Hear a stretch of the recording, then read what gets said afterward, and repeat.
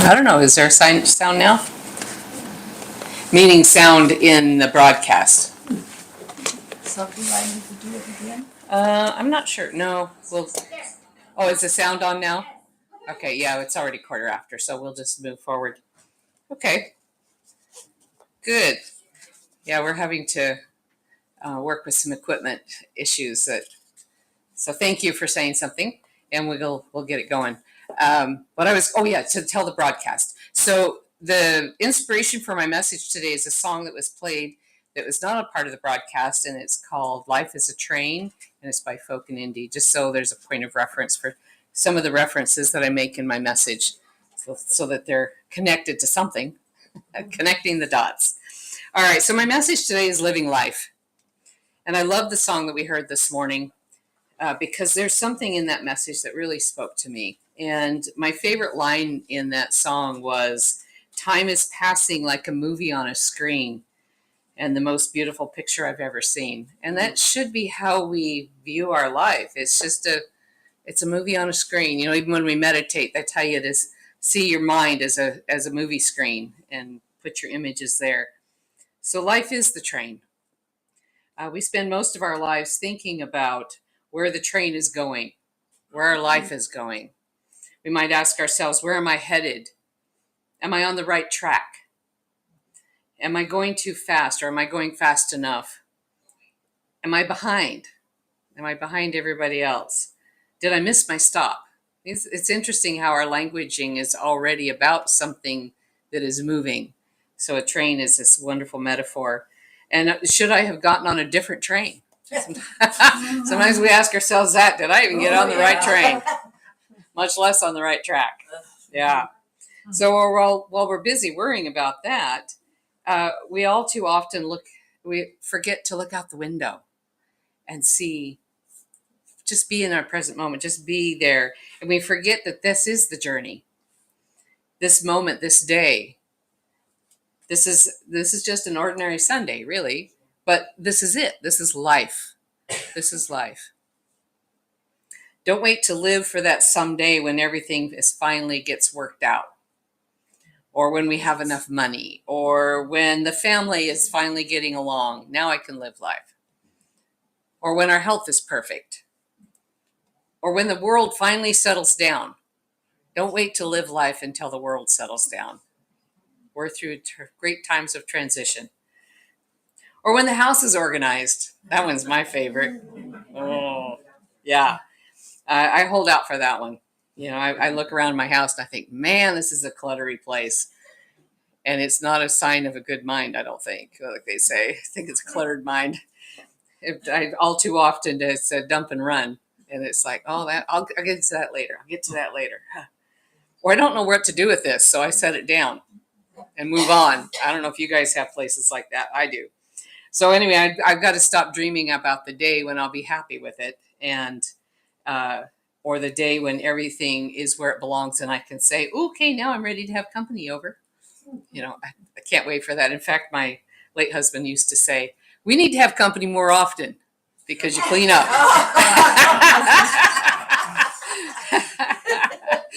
I'd run around and put all the stuff away, that I didn't have time for before. So, just maybe people would love me in spite of my clutter, and not be there to see my house. They're there to see me. That's the mindset that I need to adopt. And maybe life means inviting people before everything is perfect.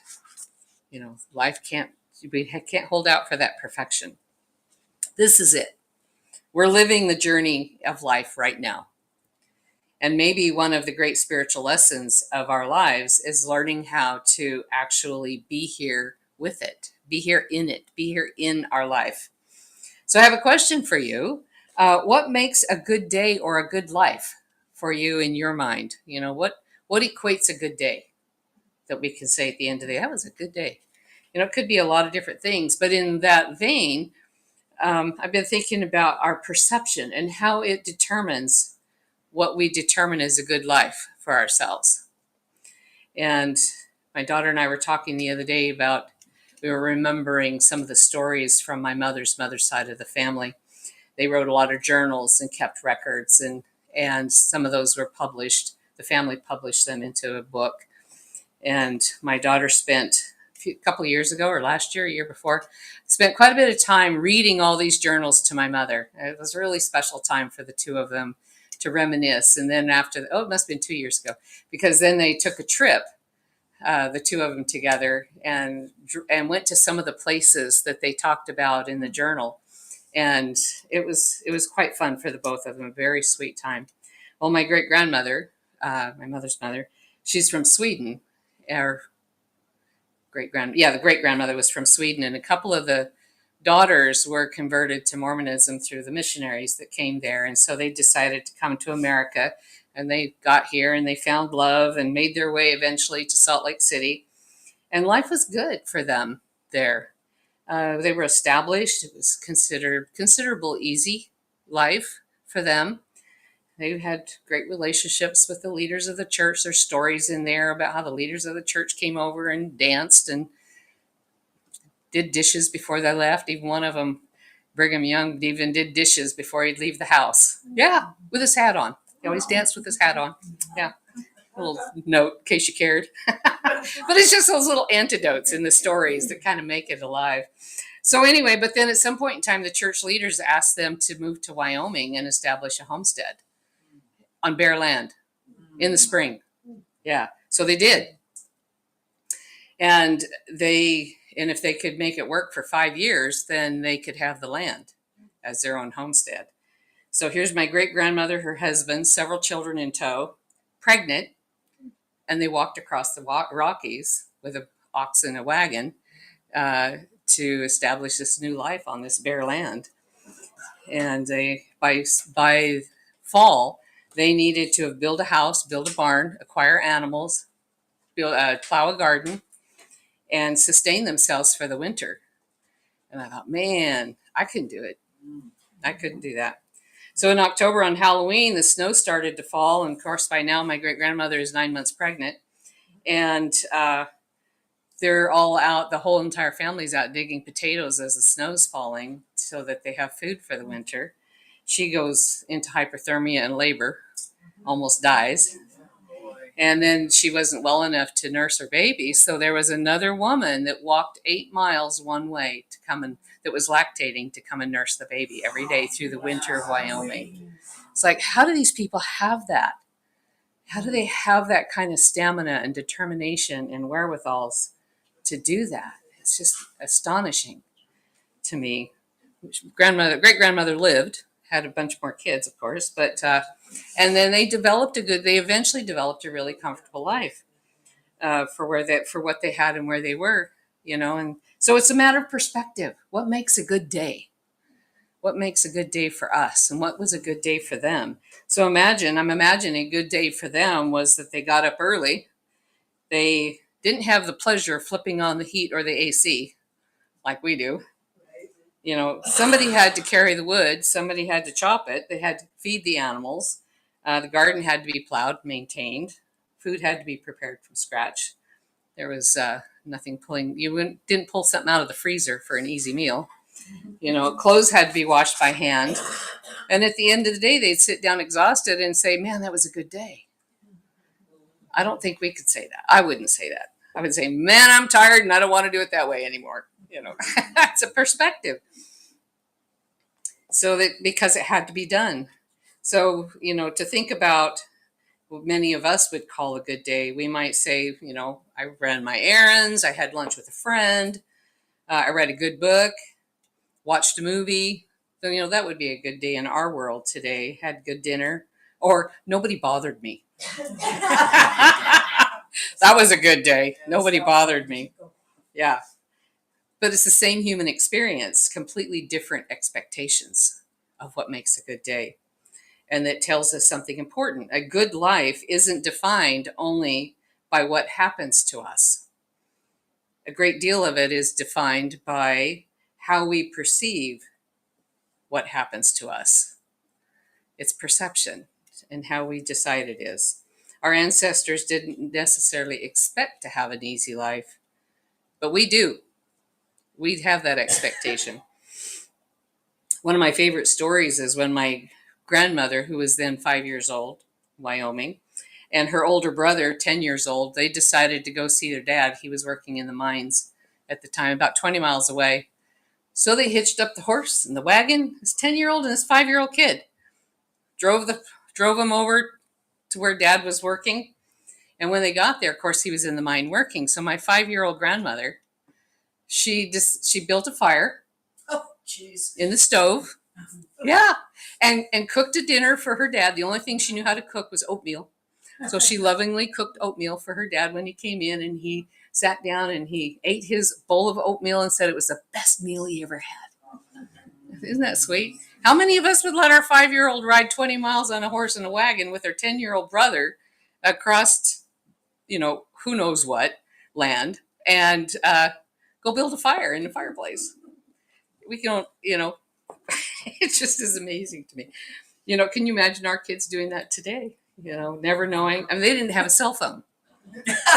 They didn't have a safety manual for any of that stuff. Or what? Microwave. It didn't have a microwave. That's right. Didn't have a prepared package they could pull the lid off and pour hot water in. Yeah, they didn't have any of that. I find it amazing. I mean, it's perspective. Yeah. She didn't think anything of it. She was taking care of her daddy. Yeah. So we have these blessed conveniences that previous generations couldn't even imagine. And we can adjust our temperature in our home with just the touch of a button. And as I was thinking about this, what came to mind is right now my daughter brings her dogs over to my house each day when she's working long hours or going to be gone for a while. So they can go in and out of the backyard, take care of themselves. Well, her female dog is dealing with a lot of inflammation on her back. So she has to wear her jammies to keep her back covered so she doesn't chew herself up. Well, they're hot. So I keep my thermostat down low for her when I'm not there. And it's like, can my ancestors even imagine that, doing that for a dog? Out there on a farm, on a homestead. We have the luxury of being able to do that. Just for a dog, I'll keep my temperature real low in the house and the AC down so that she's comfortable. The luxuries of it all. So we can get in a car and travel for 15 minutes of what might have taken a half a day for the generation before us or 2 generations before us. We put food in a little box, the microwave, push a button, and 2 minutes later it's hot. Didn't have to light a match or split a piece of wood. And yet we can become completely undone when somebody drives too slow in front of us. Our ancestors crossed many miles on those covered wagons and was grateful to have the wagon. And so it's when we're behind somebody traveling 32 miles an hour in a 35 mile an hour zone, we think, I can't live like this. Stop it. Get out of my way. It's perspective.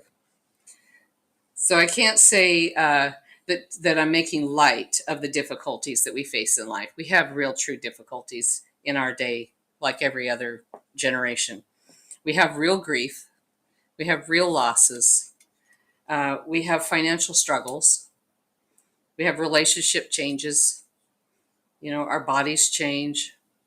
People leave this world. And these are the seasons of life that are genuinely difficult for us as well as the generations before us. But perhaps we make them harder when we add the belief that life shouldn't be this way. It makes it harder to deal with. And maybe sometimes it shouldn't be that way. But suffering, and it's not to say that suffering is good. Oh, we just need to suffer. It's not because spirit is punishing us either. But it's because life has seasons. And every season has a meaning. And we understand seasons when we look at nature. We don't expect that nature is going to be different out of its season. We don't stand outside in January and yell at the trees because they don't have leaves, saying, what's wrong with you? Where are your leaves? We don't put that on that. We know it's a season. We understand it's winter. The tree isn't failing us because it doesn't have leaves. The tree is in its season.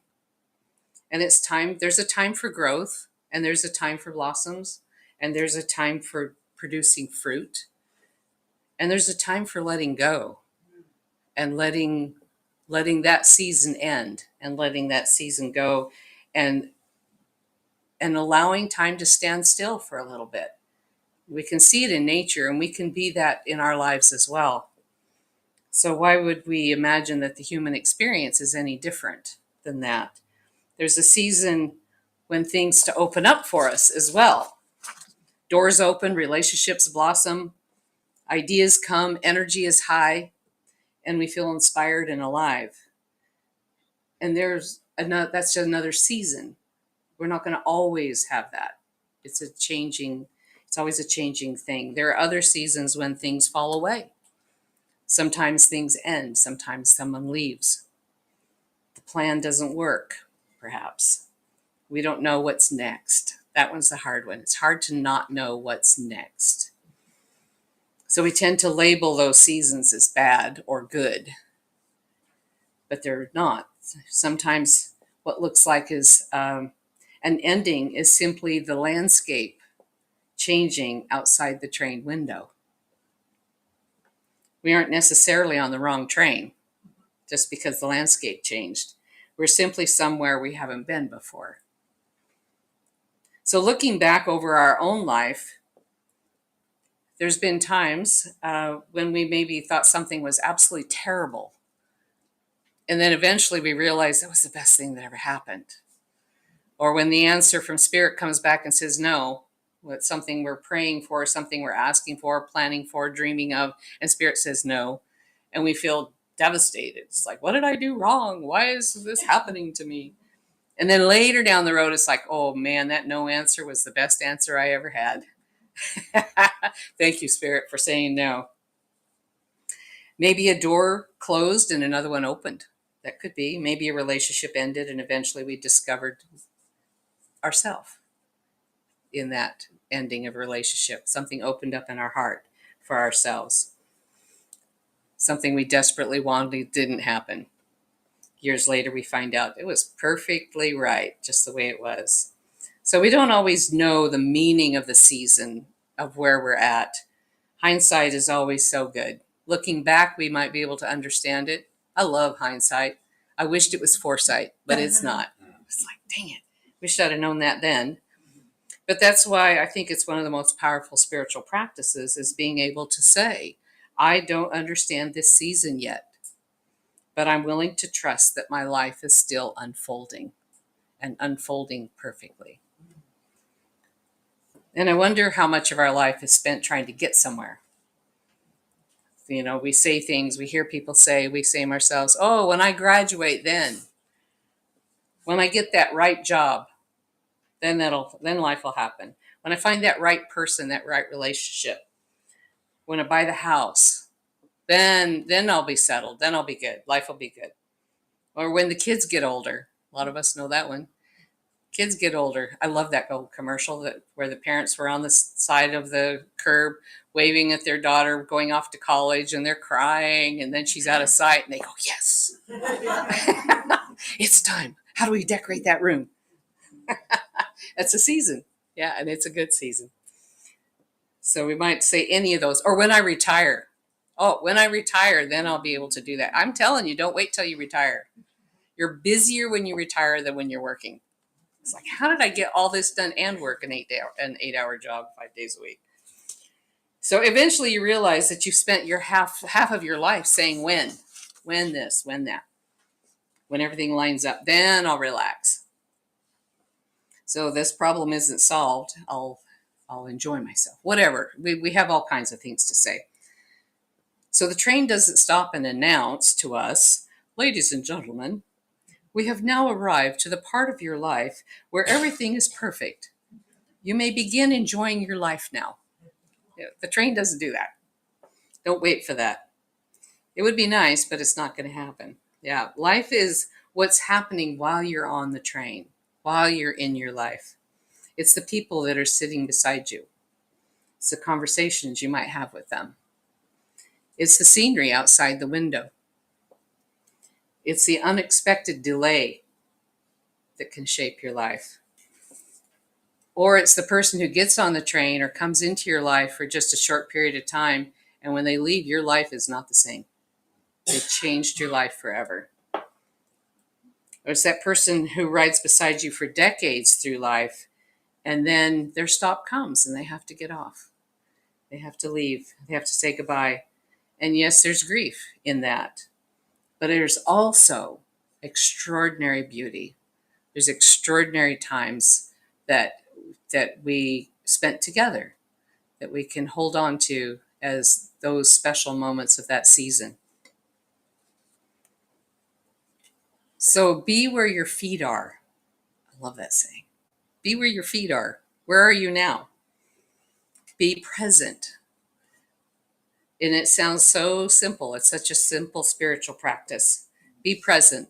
Live in the now. We always hear that, right? But what does it really mean? And I think it's too simple sometimes, so we just kind of bypass it. But be where your feet are. That's what it means. If you're drinking coffee, then really drink coffee and enjoy it. Be with that cup of coffee. If you're talking to someone you love, be with them, not on your phone. Don't just put it down, make it disappear. Yeah. I watched a clip on the difference energetically, consciously, of somebody that has their phone, but they push it off to the side. It's still there. It's still going to ring. It still matters. It's still an interruption that is important. And I have a terrible time putting my phone away, but my daughter's good at reminding me. Mom, really? Oh, yeah, sorry. Yeah. So we need those people to keep us in the here and now, keep us reminded of where our feet are. When you go outside, look up at the sky. Look up. Look around. Listen to the birds. What animals do you hear? I remember in high school, our English teacher taking us outside, and we had to write down every sound we heard. It was hard, and people heard things I didn't hear. We all heard something that each other didn't hear. And yet it was all there. We weren't aware of it.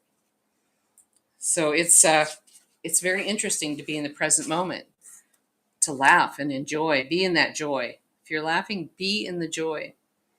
When you're resting, don't feel guilty. And when you're in one place, don't try to project being in another. Be in the here and now.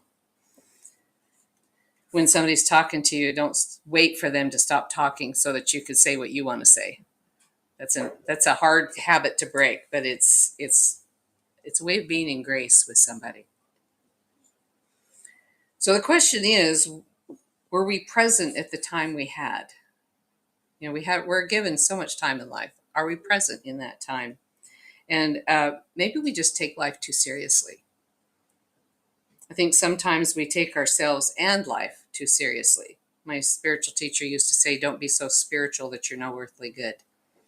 And I just love that saying. I've used that before, and I try to remember that. Don't get up on your high horse thinking you're so spiritual that you can't be in this present moment. This present moment is where it's at. We're spiritual beings having this extraordinary human experience. And yet we become consumed with the things in it. You know, 5 years from now, will it even matter what you're going through? Today, you might be upset because someone didn't return your call, or someone gave you a funny look, or the restaurant order was wrong. Something happened that you didn't expect, perhaps. And we're so good at replaying conversations. I'm good at that. I have conversations in my head, and I always win my arguments. Don't you guys? I always win my own arguments. They're the best ones. Yeah. But they're only up here. Yeah. So we might, we might be thinking to ourselves, what did she mean by that? And I've had a personal experience where I'm up here and somebody's out there, and they thought what I said was specifically to them. And it was, they heard this, they heard in what I said, this insult. But fortunately, I'm so grateful. They came and said, hey, can we talk? Well, I said, yeah, sure. And so we sat down, talked about it. And when you said this, were you talking directly to me? Was that a message to me? And it's like, oh, no. This is what my intention was. So I'm so grateful they had the courage and gave me a chance to clarify. But if they didn't, they would have gone on thinking what their belief was and their perception. So it's not always about us. You know, we tend to put that in there. So what happens to to me, I mean, I've just said that about what happens to me on that, but it's a wonderful freedom to start to learning, is this really about me? And probably not. The person that was grumpy with you might have just had a bad day. The cashier, you've seen clips on cashiers that are really grumpy with somebody, and then they seek out later what's happening and their mother died yesterday or something. It can be those. Those are true things that happen. And there's a wonderful freedom in just letting that go. Or wonderful freedom in asking ourselves, how important is this really? Really and truly, how important is this moment or this incident or this occasion? Will it matter next week? Will it matter next year? Well, no, probably not. How many of us actually remember the transgressions we even had last week? I don't. Yeah. So don't spend your energy on it. It's not worth it. Not worth spending our energy on that. Not everything can be fixed. Not everything can be understood. And it's not always our job to even try. It just is. One of the most powerful things we can say is, well, isn't that interesting? And then let it go. We don't even need to judge it. So perception changes the journey. Two people can experience the same rainy day, and one person might say, what a miserable day, while the other one could be saying, I love the sound of the rain. It's the same experience, the same rain, two different perceptions. Two people can be turning 70. I'm one of them. I just turned 70 last Friday.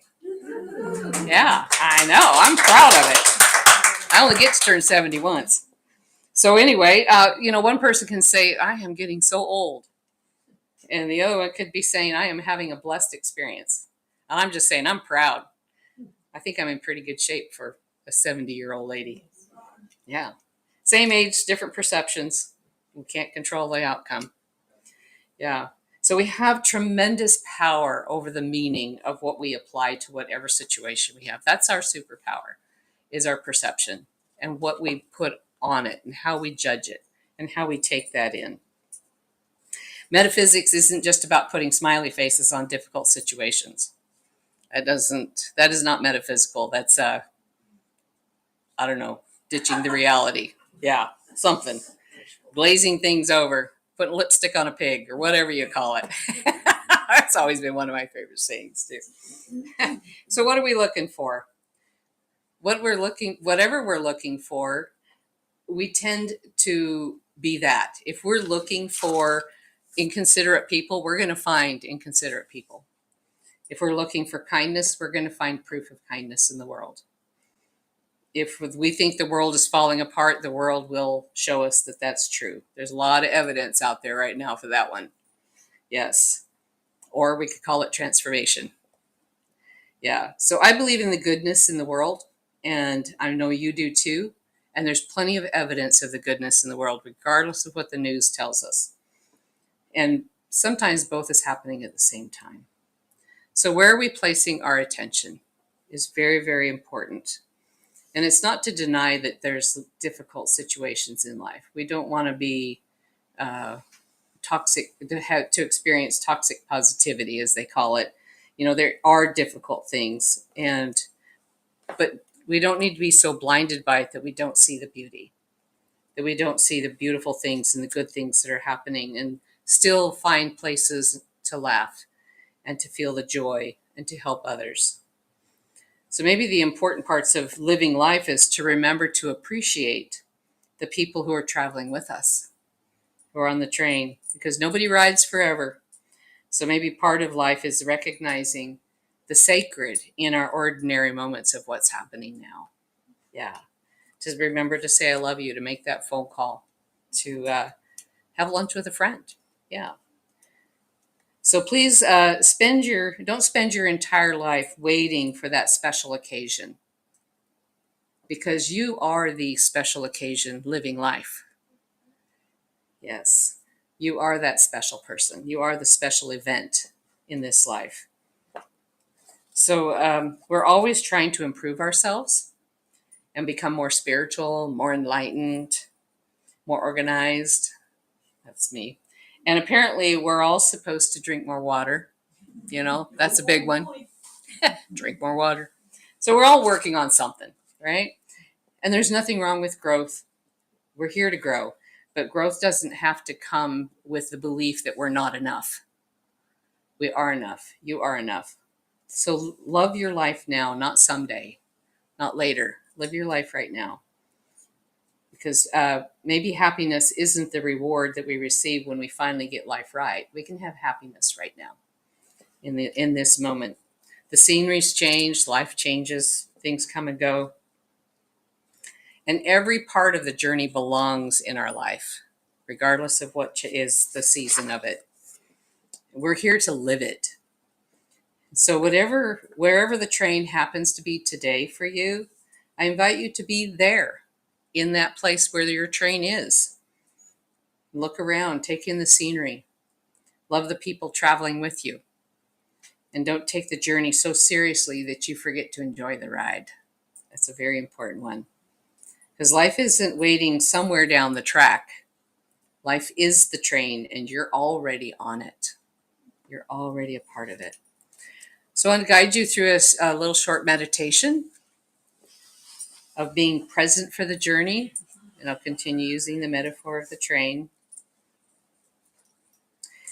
So I invite you now to close your eyes. Take a slow, deep breath.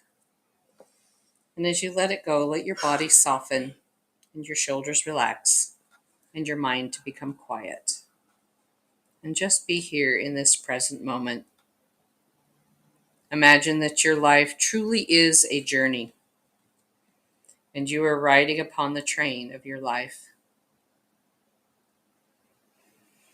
You don't need to know every turn on the track.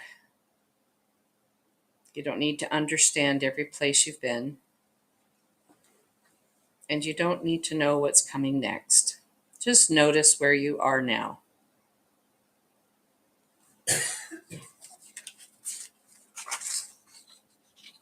Notice the seasons of your life as they change. There's times of joy and celebration, times of change, times of uncertainty, times of loss, and times of new beginnings.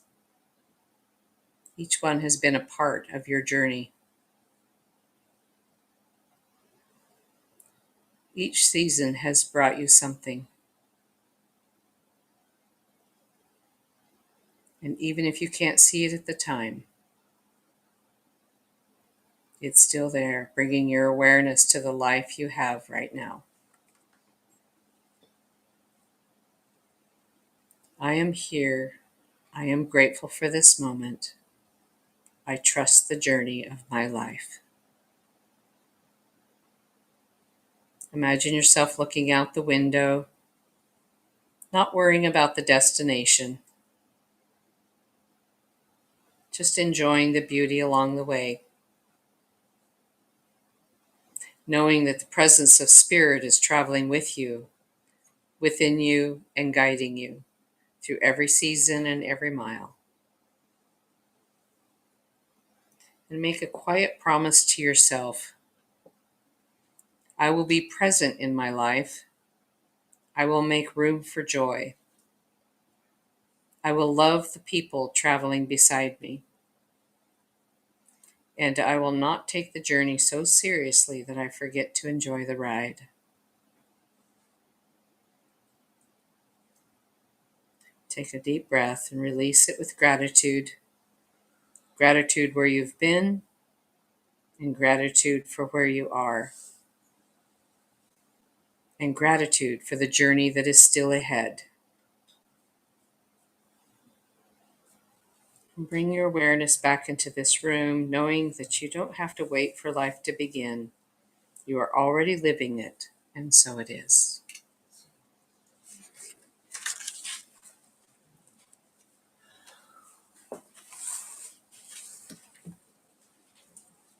All right. Everybody back with me? All right, so we're going to do the offering for the home center. Lynn's got the basket coming around. As we prepare our offering to the home spiritual center, let's hold it in our hands and charge it up with the energy of alignment, generosity, and sacred intention. We know that we are a part of the greater circulation of good, that our gifts will multiply for the highest healing, growth, and service to us and our community. As the basket is coming around, please fill it with your blessings, and we thank you for your generosity and continued support of our good works. And so it is. All right. So I'm going to invite Connie back up for a little inspiration and a closing prayer.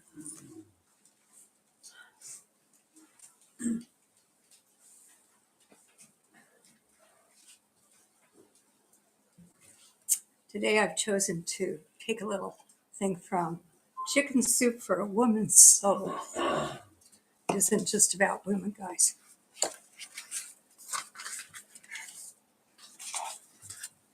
The title of this is It Couldn't Hurt.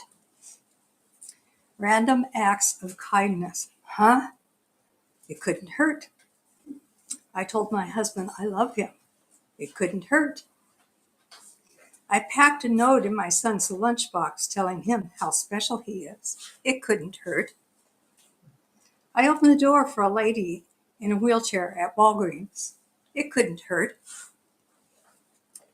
I left a box of cookies for the mailman or the mail lady. It couldn't hurt. I let someone go in front of me in the grocery line. It couldn't hurt.